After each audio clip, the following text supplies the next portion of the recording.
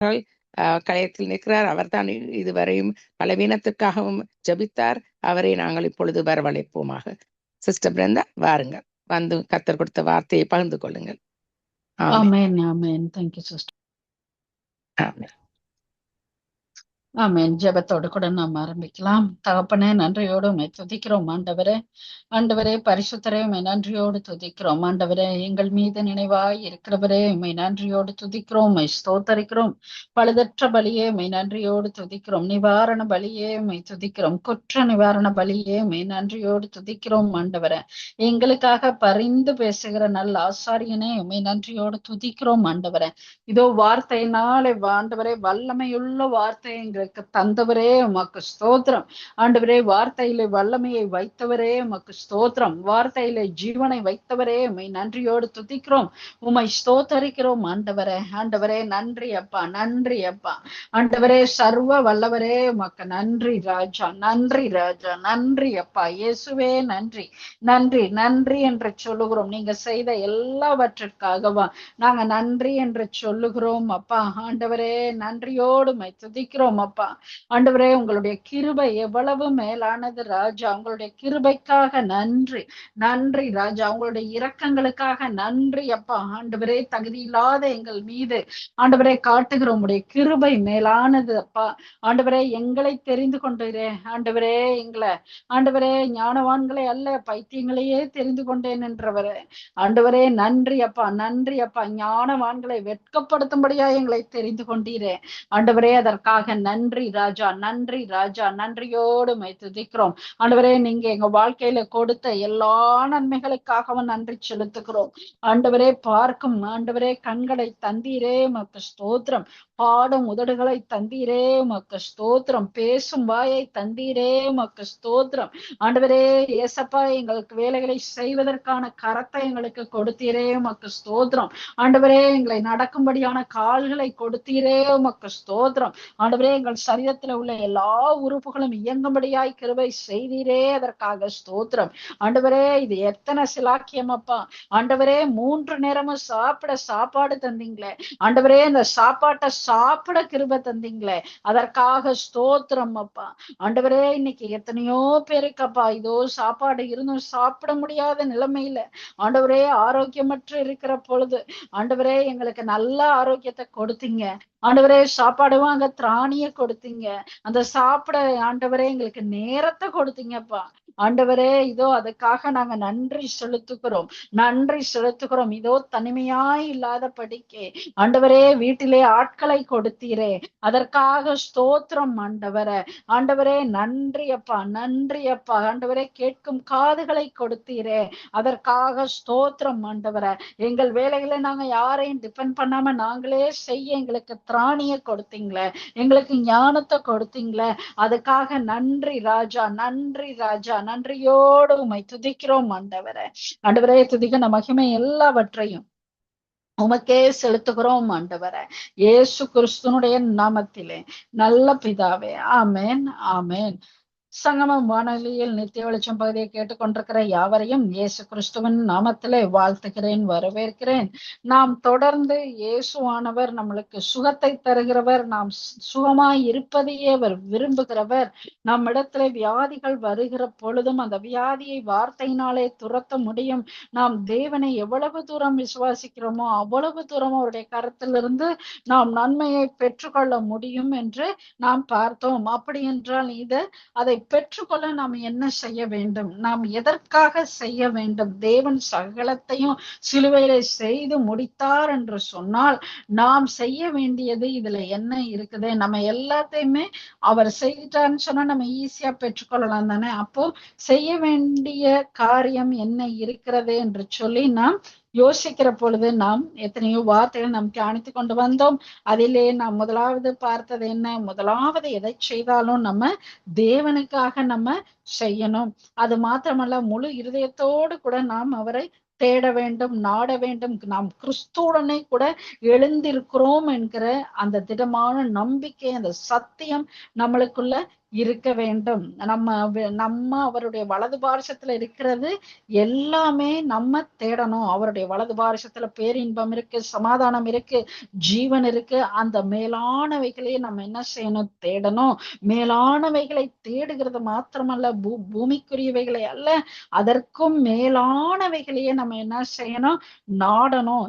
ஏன் அப்படின்னா, நம்ம கிறிஸ்துவுடனே கூட மரித்திருக்கிறோம், கிறிஸ்துவுடனே கூட நாம் என்ன செஞ்சிருக்கிறோம்? உயிர்த்தெழுந்திருக்கிறோம். அப்ப நம்ம உயிர்த்தெழும் பொழுது கூட, நம்ம உயிர்த்தெழுந்திருந்தாலும் கூட நம்ம வாழ்க்கையில நம்ம ஏன் தேவ கோபாக்கினை நம்மேல் வருகிறது, ஏன் தேவனுடைய ஆசீர்வாதத்தை பெற்றுக்கொள்ள முடியவில்லை என்பதற்கு நாம் தேவ வார்த்தைக்கு நம்ம கீழ்ப்படிய வேண்டும். அதுக்கு நம்ம மாமிசத்தின் கிரியைகள் இல்லாதபடி ஆவியின் கனிகள் நமக்குள்ள இருக்கணும். நம்ம பழைய மனுஷனை களைந்து போட்டு நம்ம புதிய மனுஷனை நம்ம இயேசுவாய் நம் தரித்து கொள்ள வேண்டும். நம்முடைய சிந்தனை இயேசுவின் சிந்தனையாக இருக்க வேண்டும். ஒருவருக்கொருவர் பொய் சொல்லக்கூடாது. அது சின்ன காரியமோ பெரிய காரியமோ எல்லாத்துக்கும் நம்ம உண்மையை சொல்லி சண்டை வந்தா பரவாயில்ல, நம்ம உள்ளதை உள்ளதென்றும் இல்லாததை இல்லை என்று சொல்லுகிற ஒரு கூட்டமாய் நம்ம இருக்கணும். அதை விட நாம் சாந்தத்தோடு இருக்கணும், நீடிய பொறுமையோடு இருக்கணும். ஒருவரை ஒருவர் நாம் குற்றம் செய்தாலும் கூட அந்த அந்த குறைபாடு இயேசு எப்படியாய் நம்மளுக்கு நீக்கினாரோ அதே போல நாமும் அந்த குறைபாடை ஒருவருக்கொருவர் நீங்கி நம்ம ஆண்டவரை நம்மளை மன்னித்ததை போல அவர்களையும் மன்னித்து விட வேண்டும். அதை நம்முடைய இருதயத்திலே வைத்து கோபமோ கசப்போ நம்மிடத்துல இருக்கக்கூடாது. ஏனெனில் நாம் எல்லோரும் ஒரே சரீரமாய் நம்ம அழைக்கப்பட்டிருக்கிறோம். நாம் தேவனுக்கு நன்றி அறிதல் உள்ளவர்களாய் நாம இருக்கணும். எல்லா விதத்திலும் கிறிஸ்துவின் வசனம் நமக்குள்ளே சகல ஞானத்தோடும் பரிபூர்ணமாய் வாசம் பண்ணி இருக்கிறபடினால, அந்த வசனமும் சத்தியமும் நமக்குள்ள நிலைத்திருக்கிறபடினாலே எப்பொழுதும் சங்கீதத்தினாலும் கீர்த்தனைகளினாலும் புத்தி சொல்லி கர்த்தரை பாடி பக்தியுடன் பாடி அவரை என்ன செய்யணும்? நம்ம மேன்மைப்படுத்தணும். அது மாத்திரமல்ல, எல்லாவற்றிலும் இயேசுவின் நாமத்தை கொண்டு நம்ம என்ன செய்யணும்? பிதாவை நம்ம முன்னிலைப்படுத்த வேண்டும். கர்த்தராகிய இயேசுவின் நாமத்தினாலே செய்து இயேசுவின் நாமத்தை நம்ம முன்னிலைப்படுத்தணும். ஆனால் பிதாவாகிய தேவனை நம்ம ஸ்தோத்தரிக்க வேண்டும் என்று நாம் பார்த்தோம். அது மாத்திரமல்ல, நம்ம கர்த்தராகிய இயேசு கிறிஸ்துவை சேவிக்கிறதுனால நம்ம சுதந்திரமாகிய பலனை நம்ம பெற்றிருக்கிறோம். மற்றவர்கள் செய்கிற காரியங்கள் பாவிகளோ அவர்கள் என்னென்ன துன்மார்க்கமாய் செய்கிறார்களோ அதற்கேற்ற பலனை அவர்கள் அடைவார்கள். நம்ம முழு இருதயத்தோடு எதை செய்தாலும் கர்த்தருக்கென்று நம்ம உத்தம இருதயத்தோடு தேவன் மகிமைப்படும்படியாக நம்முடைய வாழ்க்கை இருக்க வேண்டும். நம்ம அவரை லைக் பண்ணணும், ஃபாலோ பண்ணணும், அவருடைய வார்த்தையிலேயே சர்ச் பண்ணி நம்ம படிக்கணும். இப்படியாக நம்முடைய வாழ்க்கை இருக்கிற பொழுது அதை விட வேறொரு உண்மையாய் நாம் பார்த்தோம். நம்ம அந்த ஃபேஸ் ஐடி, நம்மளுடைய ஃபேஸ் ஐடி ஜீசஸ். நம்முடைய வாழ்க்கையில நம்ம ஆண்டவர் வைத்திருக்கிற பரலோகத்தின் பொக்கிஷங்களை திறப்புவதற்கு நம்மளுடைய ஃபேஸ் ஐடி, இந்த செக்யூரிட்டி பாஸ்வேர்டு நம்ம தேவ சாயலாக இந்த உள்ளார்ந்த மனிதன் நமக்குள்ள சாந்தம், பொறுமை, அன்பு, நீட்டிய பொறுமை இதெல்லாம் நமக்குள்ள இருக்கும் பொழுது, நம்ம தேவனுக்காக காத்திருக்கிற பொழுது, தேவனை மேன்மைப்படுத்துகிற பொழுது, நம்முடைய சாயல் மாறும் பொழுது அங்க என்ன நடக்குது? எல்லாம் பரலோக ராஜ்யத்தின் திறவுகோல்களை நம்ம வாழ்க்கையில அந்த சாயலா மாற தேவன் வைத்திருக்கிற பொக்கிஷங்கள், supernatural breakthrough, healing, deliverance, financial காரியங்கள் எல்லாவற்றிலும் ஒரு அற்புதம், அடையாளங்கள் நடந்து கொண்டே இருக்கும். தேவச்சனம இதைத்தான் நம்ம தொடர்ந்து வேற வார்த்தைகளிலே தியானிக்கிறோம். வேற வசனங்களிலே எடுத்துக்காட்டி பேசினாலும் இதுதான் முக்கியமான காரியம் என்று சொல்லி இந்த கொலோசியர் 3ஆம் அதிகாரத்தை தினந்தோறும் படிங்க என்று சொல்லி நாம் பார்த்தோம். சோ இன்னைக்கு நம்ம என்ன பார்க்க போறோம்னு சொன்னாக்க, எபிரேயர் 4ஆம் அதிகாரத்தை வாசித்து விட்டு உங்களுக்காக ஜெபிக்க போகிறேன். ஆனபடியினாலே அவருடைய இளைப்பாறுதலில் பிரவேசிப்பதற்கான வாக்குத்தத்தம் நமக்கு உண்டாயிருக்கு. அதற்கு முன்னதாக இருக்கிற அந்த 3ஆம் அதிகாரத்தில் இருக்கிற 2 வசனங்களையும் வாசிக்கிறேன். பின்னும் என்னுடைய இளைப்பாறுதலில் பிரவேசிப்பது இல்லை என்று அவர் யாரை குறித்து ஆணையிட்டார்? கீழ்ப்படியாதவர்களை குறித்தல்லவா?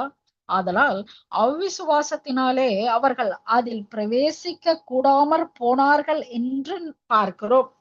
ஆனபடியினாலே அவருடைய இளைப்பாறுதலில் பிரவேசிப்பதற்கு ஏதுவான வாக்குத்தத்தம் நமக்கு உண்டாயிருக்க உங்களில் ஒருவனும் அதை அடையாமல் பின்வாங்கி போனவனாக காணப்படாதபடிக்கு பயந்திருக்க கடவும்.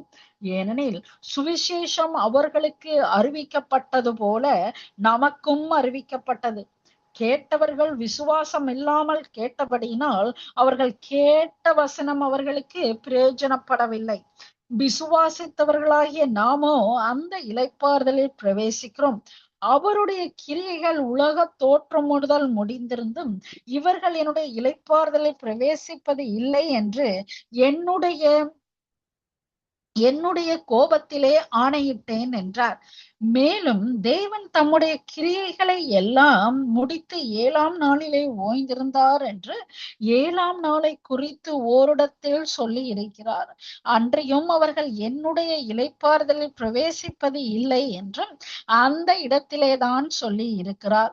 ஆகையால் சிலர் அதில் பிரவேசிப்பது இன்னும் வரப்போகிற காரியமாய் இருக்கிறபடினாலும் சுவிசேஷத்தை முதலாவது கேட்டவர்கள் கீழ்ப்படியாமையினாலே அதில் பிரவேசியாமற் போனபடியினாலும் இன்று அவருடைய சத்தத்தை கேட்பீர்களாகி உங்கள் இருதயங்களை கடினப்படுத்தாதிருங்கள் என்று வெகு காலத்திற்கு பின்பு தாவீதின் சங்கீதத்திலே சொல்லி இருக்கிறபடி இன்று என்று சொல்லுவதினாலே பின்னும் ஒரு நாளை குறித்திருக்கிறார்.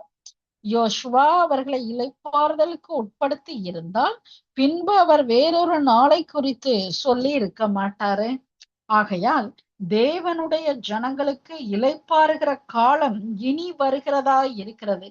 ஏனெனில் அவருடைய இளைப்பாறுதலில் பிரவேசித்தவன் தேவன் தம்முடைய கிரியைகளை முடித்து ஓய்ந்திருந்தது போல தானும் தன் கிரியைகளை முடித்து ஓய்ந்திருப்பான். ஆகையால் அந்த திருஷ்டாந்தத்தின்படி ஒருவனாயிலும் கீழ்ப்படியாமையினாலே விழுந்து போகாதபடிக்கு நாம் இந்த இளைப்பாறுதலில் பிரவேசிக்க ஜாக்கிரதையாய் இருக்க கடவோம். தேவனுடைய வார்த்தையானது ஜீவனும் வல்லமையும் உள்ளதாயும் இருபுறமும் கருக்குள்ள எந்த பட்டயத்திலும் கருக்கானதாயும் ஆத்துமாவையும் ஆவியையும் கணுக்களையும் ஊனையும் பிரிக்கத்தக்கதாக உருவ குத்துகிறதாயும் இருதயத்தின் நினைவுகளையும் யோசனைகளையும் வகையறுக்கிறதாயும் இருக்கிறது. அவருடைய பார்வைக்கு மறைவான சிருஷ்டி ஒன்றுமில்லை. சகலமும் அவருடைய கண்களுக்கு முன்பாக நிர்வாணமாயும் வெளியரங்கமாயும் இருக்கிறது. அவருக்கே நாம் கணக்கு ஒப்புவிக்க வேண்டும். வானங்களின் வழியாய் பரலோகத்திற்கு போன தேவகுமாரனாகிய இயேசு என்னும் மகா பிரதான ஆசாரியர் நமக்கு இருக்கிறபடியினால் நாம் பண்ணின அறிக்கையை உறுதியாய் பற்றி கொண்டிருக்க கடவும். நம்முடைய பலவீனங்களை குறித்து பரிதபிக்க கூடாத பிரதான ஆசாரியர் நமக்கு இராமல் எல்லா விதத்திலும் நம்மை போல் சோதிக்கப்பட்டும் பாவம் இல்லாதவராய் இருக்கிற பிரதான ஆசாரியரே நமக்கு இருக்கிறார். ஆதலால் நாம் இரக்கத்தை பெறவும் ஏற்ற சமயத்தில் சகாயம் செய்யும் கிருபையை அடையவும் தைரியமாய் கிருபாசன தண்டையிலே சேர கடவும். ஆமேன், ஆமேன். இதை கேட்டுக்கொண்டிருக்கிற தேவச்சனமே, இதோ இதிலே வார்த்தை விசுவாசிக்கிறவராகிய நாமோ அந்த இளைப்பாறுதலில் பிரவேசிக்கிறோம். அவருடைய கிரியைகள் உலக தோற்றம் முதல் முடிந்திருந்தும் இவர்கள் என்னுடைய இளைப்பாறுதலில் பிரவேசிப்பது இல்லை என்று என்னுடைய கோபத்திலே ஆணையிட்டேன் என்றார். ஆனால் இதுல 2வது வசனத்தை பார்த்தோம் என்று சொன்னால், சுவிசேஷம் அவர்களுக்கு அறிவிக்கப்பட்டது போல நமக்கும் அறிவிக்கப்பட்டது. கேட்டவர்கள் விசுவாசம் இல்லாமல் கேட்டபடியினாலே அவர்கள் கேட்ட வசனம் அவர்களுக்கு பிரயோஜனப்படவில்லை. இன்றைக்கு நாமும் எத்தனையோ செய்திகளை கேட்கிறோம், யூடியூப்ல பார்க்கிறோம், சர்ச்ல மெசேஜஸ் கேட்கிறோம். ஆனா இந்த கேட்கிற வசனத்தினால நமக்கு ஏதாவது ஒரு உப்புக்கு பிரயோஜனம் இருக்குதா? நமக்கு ஏதாவது கஷ்டப்படும் போது நம்மளுக்கு அது ஆறுதல் தருதா? இல்ல நமக்கு ஒரு காரியம் வரும் பொழுது நம்ம உற்சாகத்தோடு கூட தேவன் எனக்காய் செய்கிற யுத்தத்தை என் கண் காணும், இதோ எனக்காக தேவன் வைத்திருக்கிற நன்மை என் கண் காணும், என் தேவன் எனக்கு நியாயத்தை செய்வார் என்று நாம் விசுவாசத்தினாலே வருகிற சந்தோஷத்தோடும் சமாதானத்தோடும் இருக்கிறோமா? அல்லது இந்த கேட்ட வார்த்தை நம்மளுக்கு பிரயோஜனமே இல்லாம இருக்கா? என்பதை நாம் சிந்திக்க வேண்டும். இது இன்றைக்கு இருக்கிற காரியம் மாத்திரமல்ல. முதலாவது இந்த சுவிசேஷம் சொல்லப்பட்ட பொழுது அங்கே சொல்லப்படுகிறது, முதலாவது இந்த ஜனத்துக்கு சுவிசேஷத்தை முதலாவது கேட்டவர்கள் கீழ்ப்படியாமையினாலே அதை பிரவேசியாமற் போனபடியினாலும். அப்போ இந்த சத்தியம், அந்த சுவிசேஷம் அறிவிக்கப்பட்டு கொண்டுதான் இருக்கிறது. ஆனா இத எப்படியா இந்த ஜனங்கள் கேட்டு பெற்றுக்கொண்டதை விசுவாசிக்கிறார்களோ அதன்படிதான் அவர்கள் அந்த பலனை அனுபவிக்க பண்ண முடியும். நான் ஆரம்ப காலத்திலே சில வசனங்களை எடுத்து வைத்துக் கொண்டு நான் அதையே வச்சு ஜெபிப்பது உண்டு. ஆண்டவரே, இந்த வசனத்தை கேட்ட பொழுதே ஒரு விடுதலை உண்டானதாமே, இந்த வசனத்தை கேட்ட பொழுதே ஒரு சுத்திகரிப்பு உண்டானதாமே, இந்த வசனத்தை கேட்ட பொழுதே விடுதலை உண்டானதாமே, இந்த வசனத்தை கேட்ட பொழுது பிறவி முடவன் எழுந்து குதித்து தேவனை மகிமைப்படுத்தினானாமே. அப்படி என்று சொல்லி இந்த வசனத்தை கேட்ட போதே என்று சொல்லி நான் அதை நம்புவது உண்டு. ஆனா இங்க பாருங்க, அந்த வசனத்தை கேட்பதனாலே உங்களுக்கு எந்த பிரயோஜனமும் இல்லை. அந்த வசனத்தை நீங்கள் கேட்கிற பொழுது எந்த அளவுக்கு விசுவாசித்து கேட்கிறோமோ, அந்த விசுவாசத்தோடு இந்த சுவிசேஷத்தை கேட்கிற பொழுதுதான் நம்முடைய வாழ்க்கையில ஒரு விசேஷம் நடக்கும்.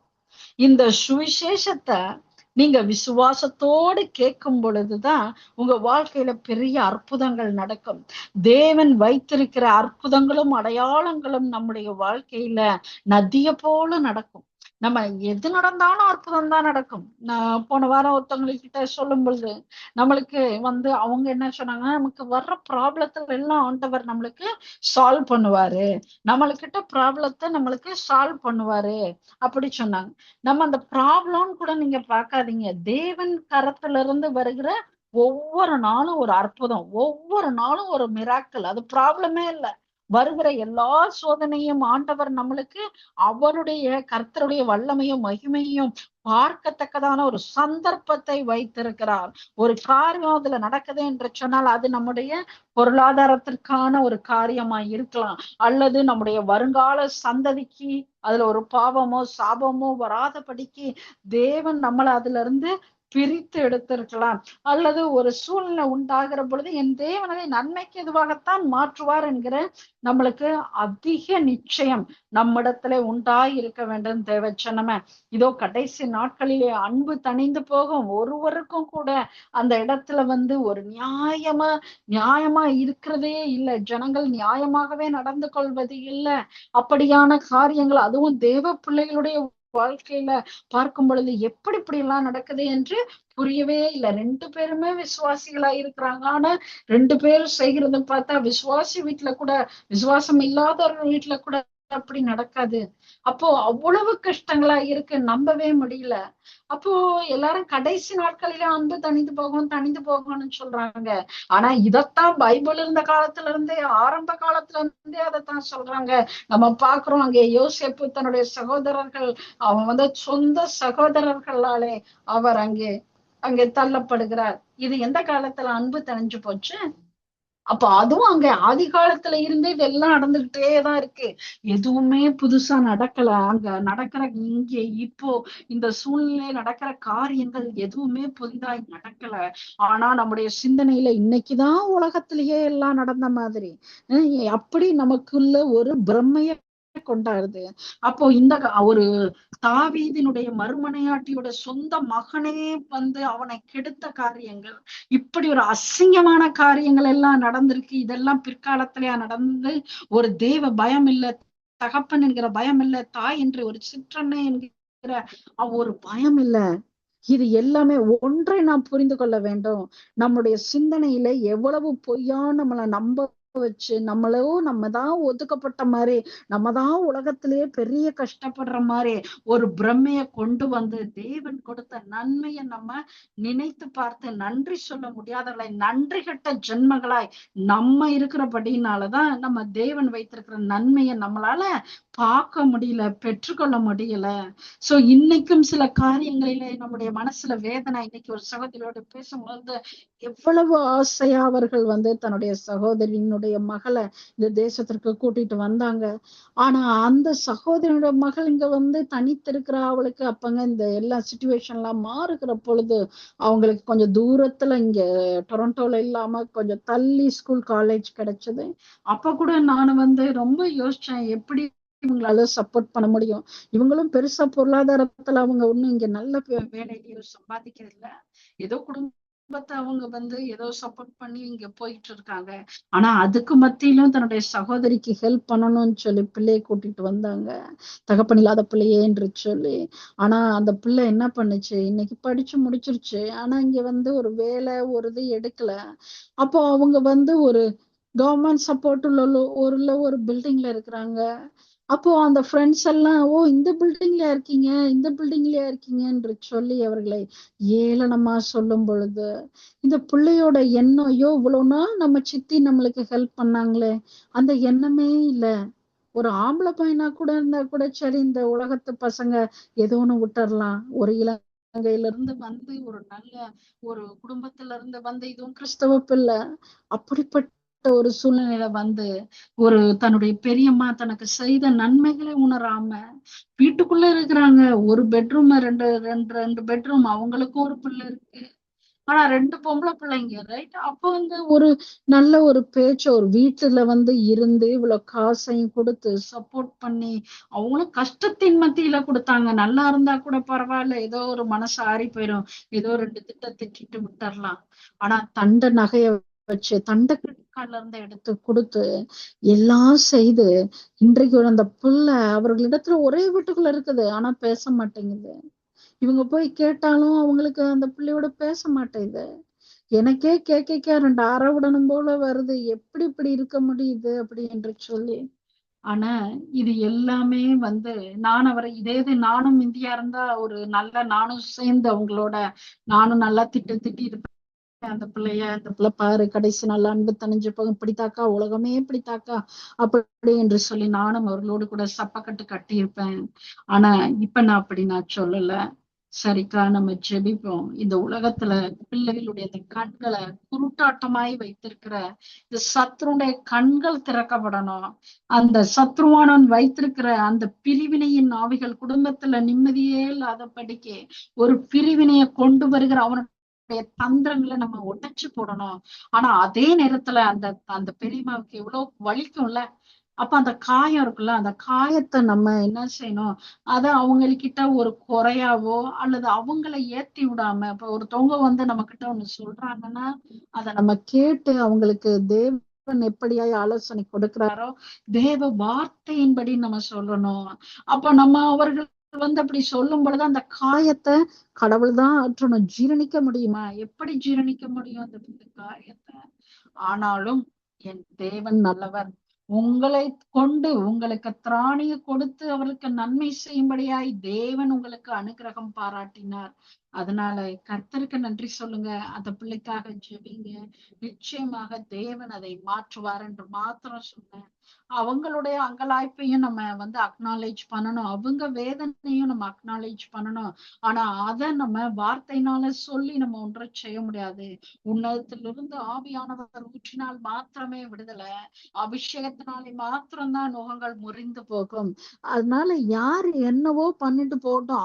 அவங்க செய்கிற நியாயங்கள் அவங்களுக்கு அந்த நியாயத்தை நம் தேவன் பார்த்து கொள்வார்.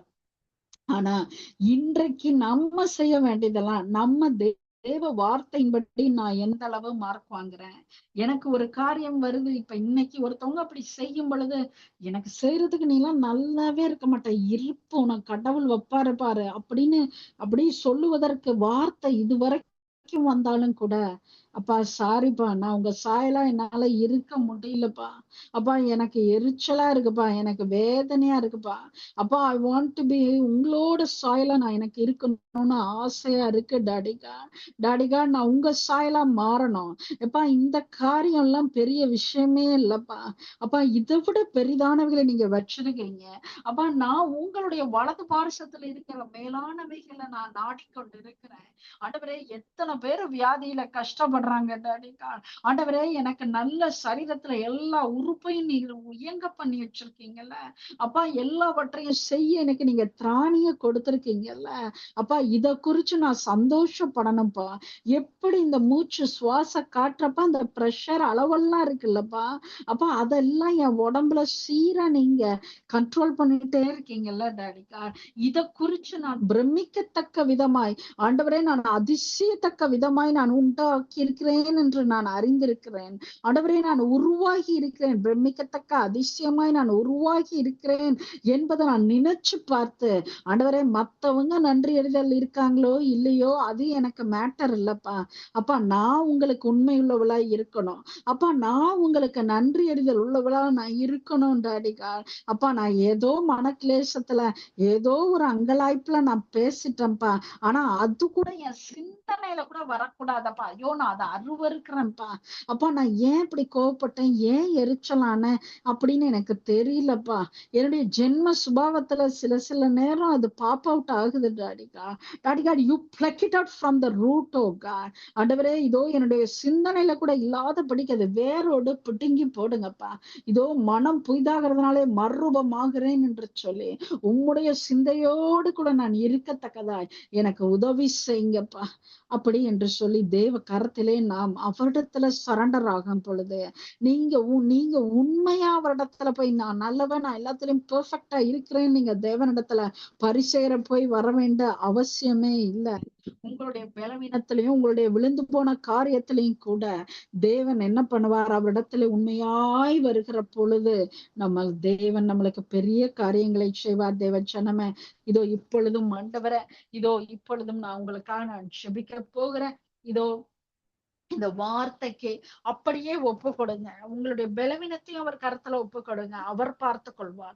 நமக்காக பரிதபிக்கிற ஒருத்தர் அங்கே நம்முடைய பலவீனத்தை குறித்து பரிதபிக்காதவர், நமக்காக பரிதபிக்கிறவர், அவரே நம்மளுக்கு பிரதான ஆசாரியராய் இருக்கிறார். நம்மளுக்கு அந்த பிரதான ஆசாரியராய் இருக்கிறார், நம்மளையும் ஆசாரியராய் மாற்றி இருக்கிறார். What a privilege is this. Hallelujah. So அதனால நீங்க அதை உற்சாகத்தோடு கூட நமக்காக ஆசாரியர் இருக்கிறார்.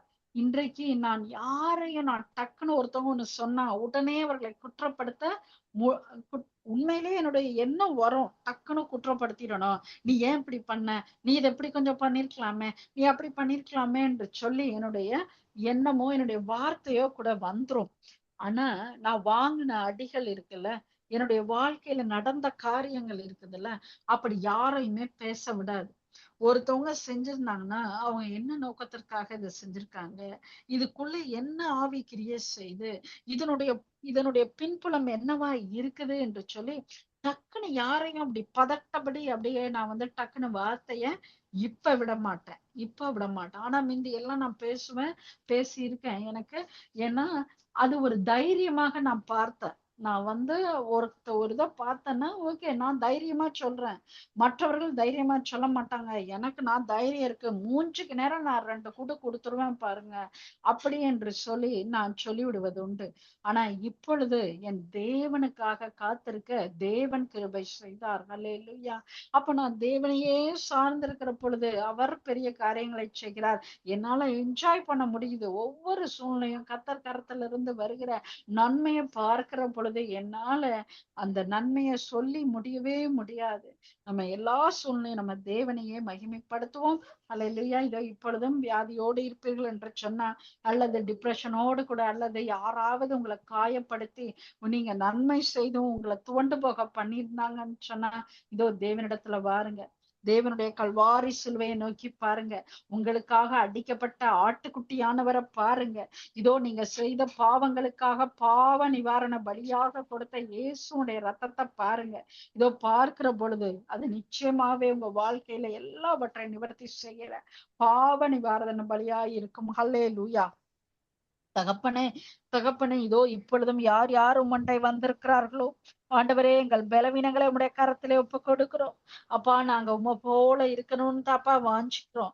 எங்களை காணுகிறவர்கள் உம்மை காணணும் என்று சொல்லித்தான் நாங்க வாஞ்சிக்கிறோம்.